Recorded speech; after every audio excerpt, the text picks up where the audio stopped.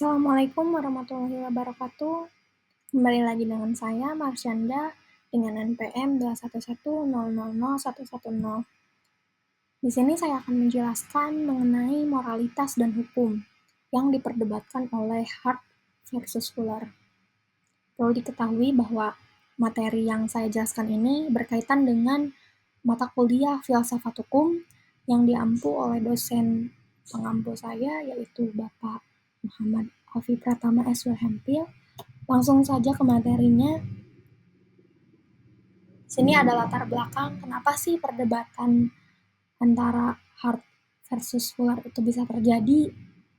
Nah, perlu diketahui kalau Hart itu haluannya itu positivisme hukum. Kalau Fuller itu menganutnya hukum alam. Kita ke perkenalan dulu Hart. Hart ini adalah seorang positivisme hukum.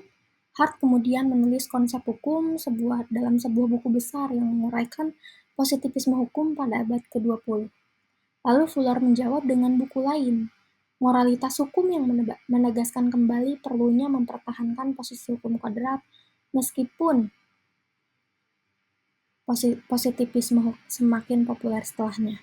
Nah, perdebatan ini berlanjut melalui artikel-artikel jurnal sehingga Hart yang lebih lengkap memperdebatkan sepanjang hidup mereka.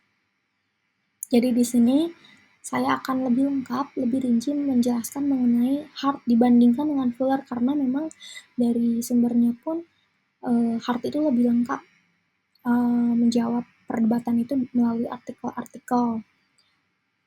Selanjutnya langsung saja ke pendapat Hart.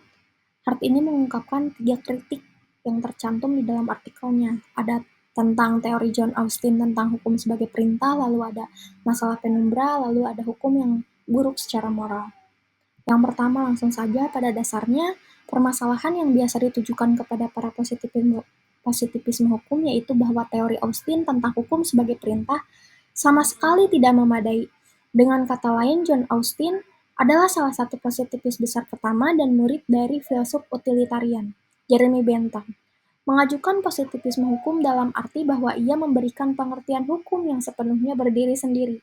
Pengertian hukumnya mengemukakan bahwa hukum adalah suatu perintah yang dikeluarkan oleh penguasa dengan ancaman sanksi atau hukuman, yang pada umumnya masyarakat patuh, sehingga melalui keempat konsep tersebut hukum perintah jadilah.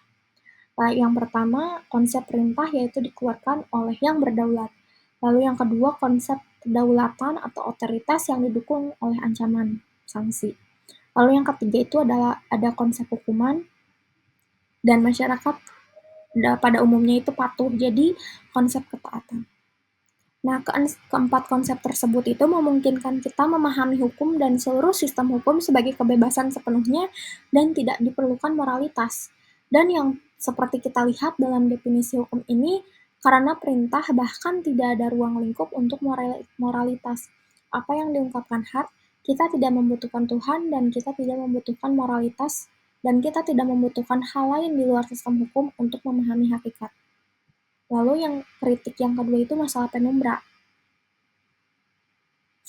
Masalah penumbra ini berkaitan dengan apa yang menjadi pertimbangan hakim, seperti apakah hakim sudah memutuskan apa yang seharusnya dilakukan.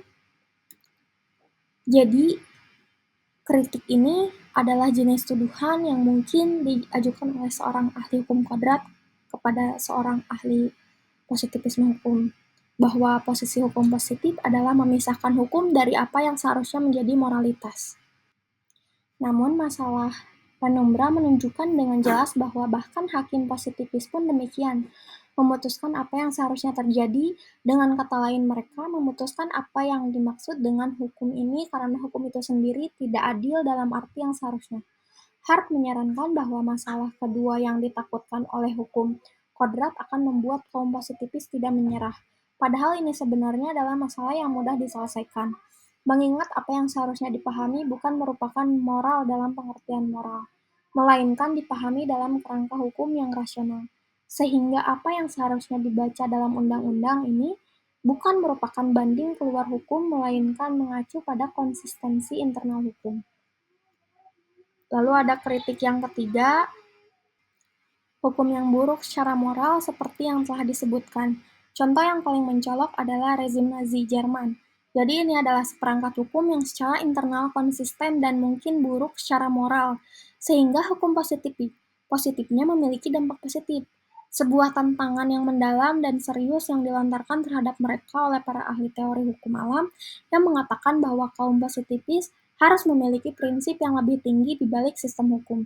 Jika tidak, kaum positifis tidak punya cara untuk mengutuk sistem hukum seperti rezim Nazi Jerman yang melakukan begitu banyak kejahatan terhadap kemanusiaan. Lalu di sini ada pendapat utama antara Hart dan Fuller. Perlu diketahui bahwa positivisme hukum itu terbagi menjadi dua, ada positivisme inklusif sama eksklusif. Kalau inklusif itu memperbolehkan masuknya sejumlah moralitas ke dalam sistem hukum, jika eksklusif itu kebalikannya, sama sekali tidak memperbolehkan pertimbangan moral dalam sistem hukum.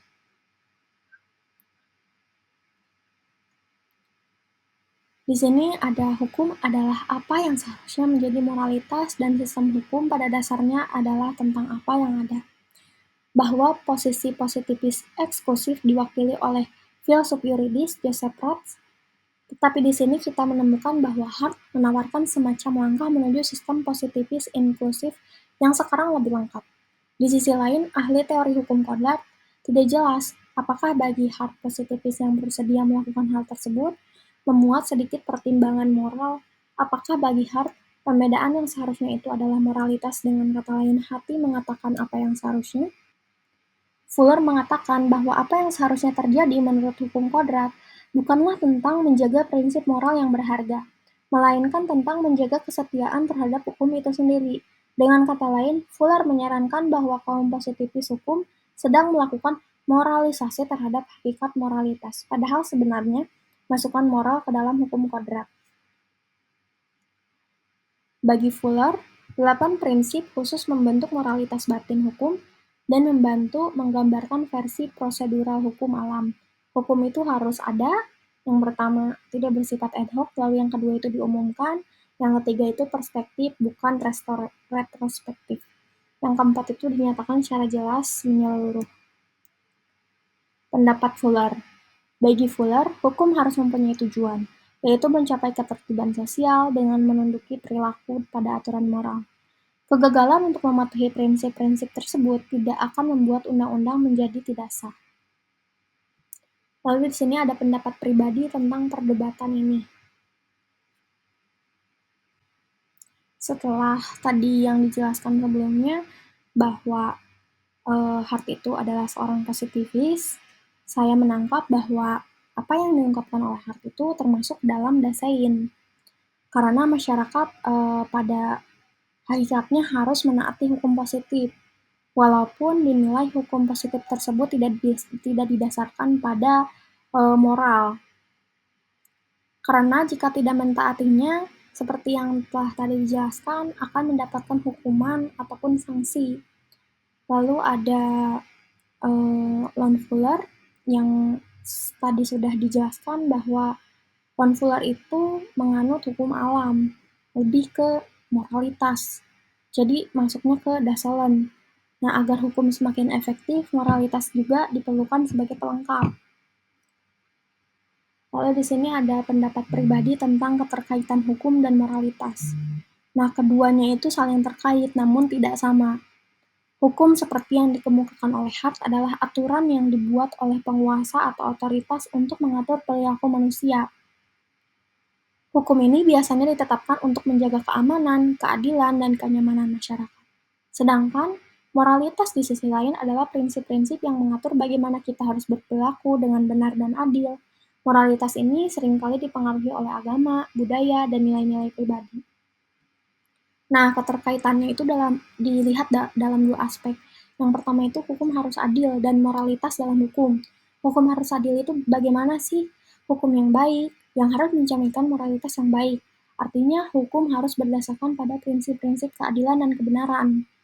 Lalu ada moralitas dalam hukum. Banyak hukum yang dibuat berdasarkan prinsip-prinsip moral. Misalnya, hukum yang melarang tindakan kekerasan atau penipuan biasanya didasarkan pada nilai-nilai moral tentang keadilan dan kejujuran.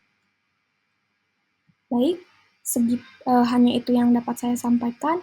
Mohon maaf apabila ada kekurangan dan kesalahan kata. Wabillahi taufiq wal hidayah. Wassalamualaikum warahmatullahi wabarakatuh.